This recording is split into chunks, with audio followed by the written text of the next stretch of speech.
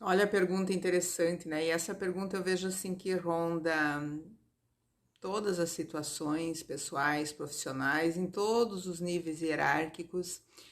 E eu pensei em responder essa pergunta com uma história, né? Eu tive uma grande mentora, tive vários mentores de vida e de carreira, né? Mas eu tive uma grande mentora, que foi a Maria Cristina Tesa.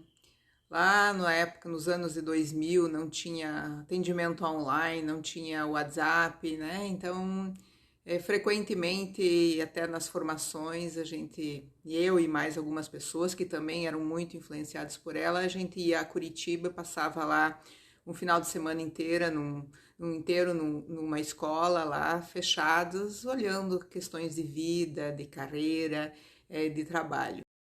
E a Maria Cristina, ela tinha um olhar extremamente amplo das coisas e nos ajudava a ampliar a visão sobre esses aspectos humanos da humanidade, né?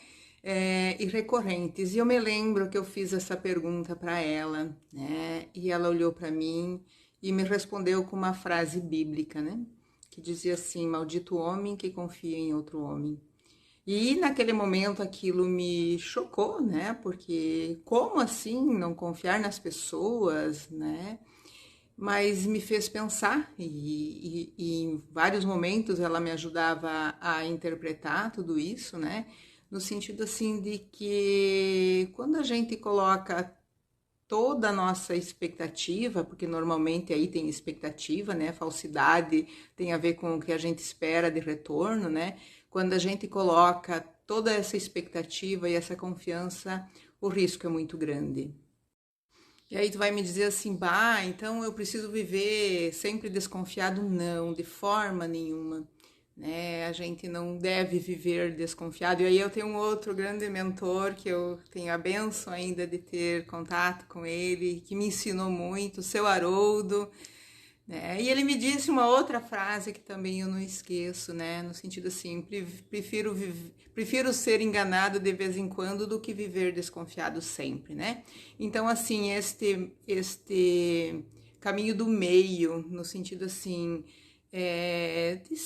de confiar, de acreditar nas pessoas, mas assim a gente precisa ter essa prudência e principalmente muito cuidado com as expectativas. Se eu imagino que alguém nunca vai, se eu ponho a mão no fogo, como se diz, muito cuidado com isso, né?